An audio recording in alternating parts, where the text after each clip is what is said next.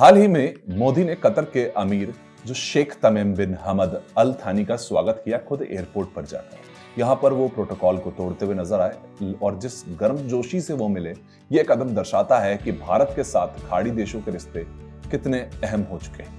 नमस्कार, मैं हूं वरुण भसीन और आज हम बात करेंगे किस तरह से नरेंद्र मोदी की अगुवाई में भारत और मुस्लिम देशों, खासकर खाड़ी देशों के रिश्ते पहले से कहीं ज्यादा मजबूत हो चुके हैं और उसका एकमात्र कारण है वो खुद नरेंद्र मोदी। इन रिश्तों से भारत को क्या क्या फायदे हुए हैं, कैसे व्यापार के अब मायने बदल चुके हैं और कितना फायदा अब इन देशों से भारत उठा रहा है, इन सब चीजों के बारे में जानते हैं। सबसे पहले ये समझते हैं कि कैसे मोदी की मुस्लिम देशों से करीबी हुई, और इसमें जो पहला कारण जो मैं आपको बताऊंगा उसको आप भी जानते हैं, क्योंकि ये कारण है उनकी नेतृत्व शैली, उनके व्यक्तिगत संबंध जो वो बनाने में माहिर।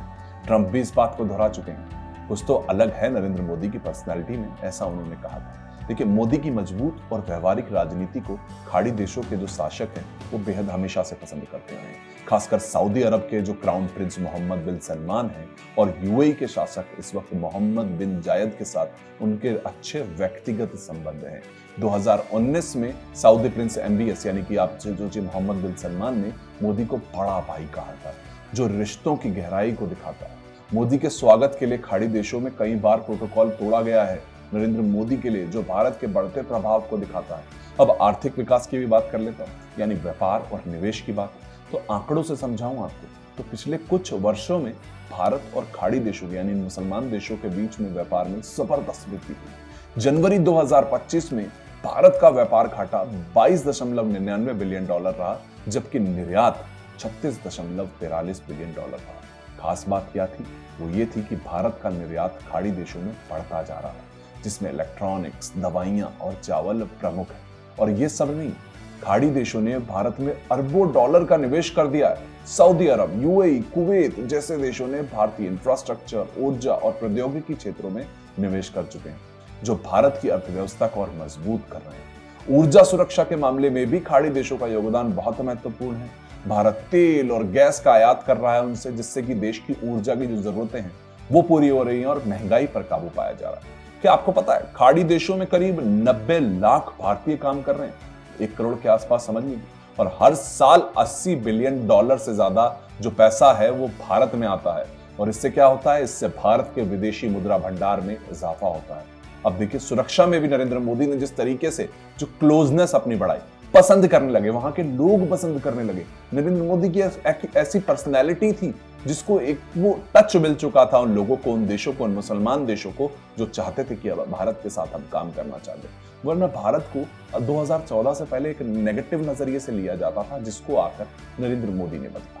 भारत और खाड़ी देशों के बीच में रक्षा और सुरक्षा में भी अगर आपको बताऊं तो वो सहयोग बढ़ता गया।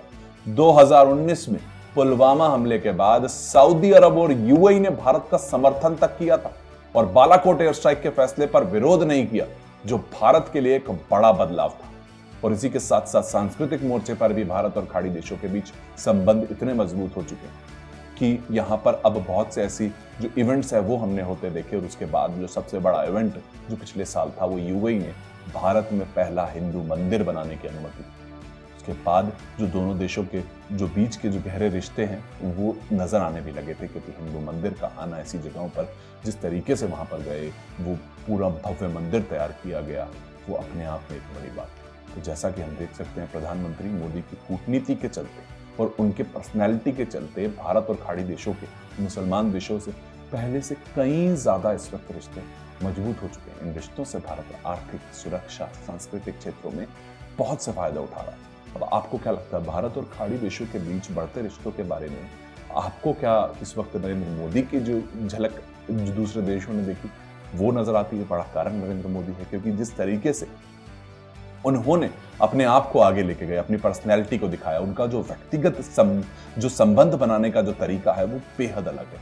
उनको एक अलग नेता बनाता है, अलग तरीके से भारत को आगे वो रिप्रेजेंट करके लेके जाते हैं, जो कि एक मजबूत दिशा में भारत को ले जा रहा है, वो चाहे मुसलमान देश ही क्यों ना हो।